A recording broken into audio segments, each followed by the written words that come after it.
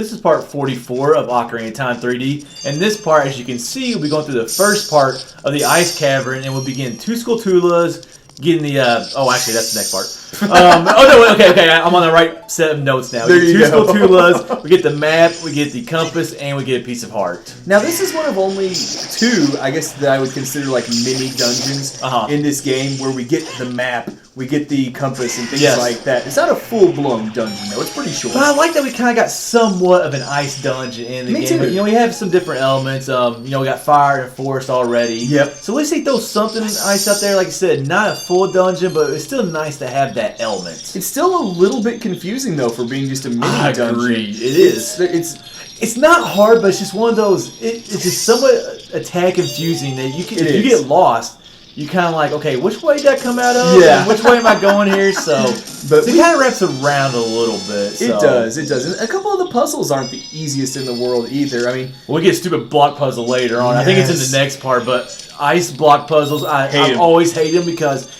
I want something like in Zelda, like we push something, it goes like 1 square. Yeah, exactly. There's not like really a square there, but it goes like 1 square, and then like we get ice puzzles, like wait.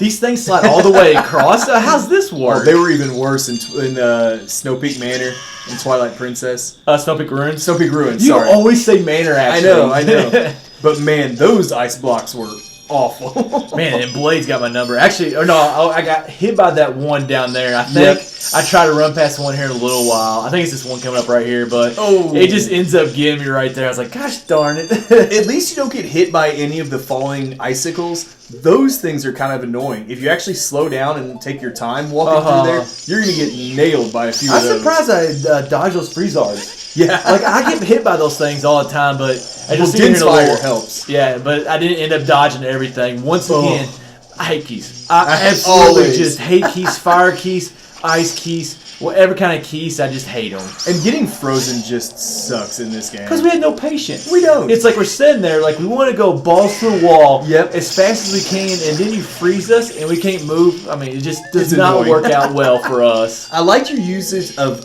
Din's Fire, though. We've used it a couple times now.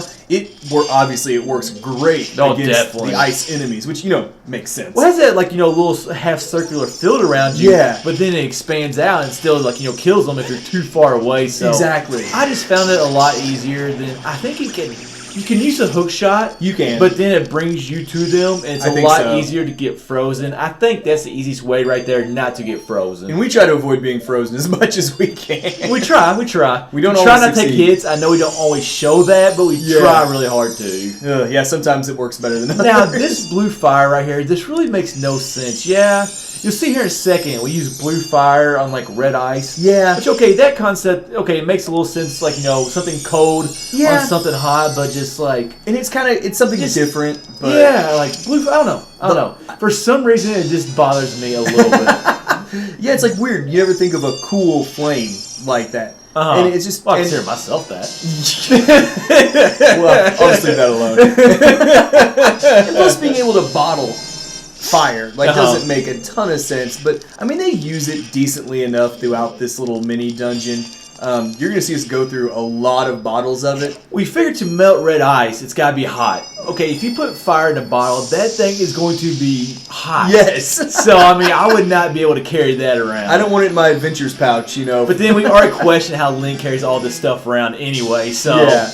But I mean, it is well done. Like we had to go all the way to the back of this mini dungeon to get the fire, and it's going to open up 2 pathways. I don't know about the dungeon map being back there, though. Yeah, let's put the dungeon map all the way back at the back. Yeah, but if you actually look at the map down there in the bottom picture, you can kind of see what we were talking about, how it wraps around itself a little bit. And that can be a little confusing when you're first trying to figure out your way through this dungeon. Now, a lot of these dungeons we actually did when we first started, 2 guys playing Zelda. Yes, we did. And if you go back and listen to the Ice Cavern, our original N64 version, we will admit that we're always drinking behind the scenes when we're doing these commentaries. But to be honest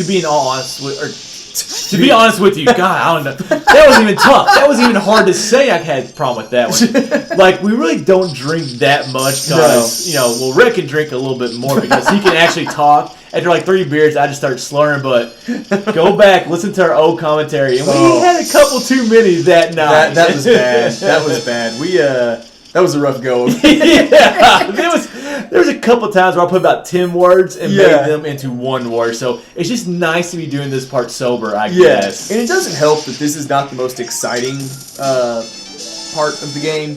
You know, the cavern... And being drunk didn't make it that much better. No, it didn't. I feel like there's a couple of, like, kind of longer puzzles that are just time-consuming. Like, you're going to see us come up on one in the next part that it's another silver rupee one, like the previous puzzle, but it's a lot longer. Well, there's other things that we also get off of that puzzle. Like, you know, we go over here, we get this, we get that. We do. So that also makes it a little bit longer. Now, one thing we haven't mentioned, actually, is the theme. We're both really big fans of the theme. And love this theme. I think, like in the last part, we talked about Zora's Domain having maybe a more evil theme. Not exactly this theme, but something identical to this theme would have been good for like the Frozen Zora's Domain. Because I think this theme fits like a Frozen fits it perfectly. area just perfectly. But now that we've gushed over that theme as much as we have, this will wrap up part 44 of Ocarina of Time 3D.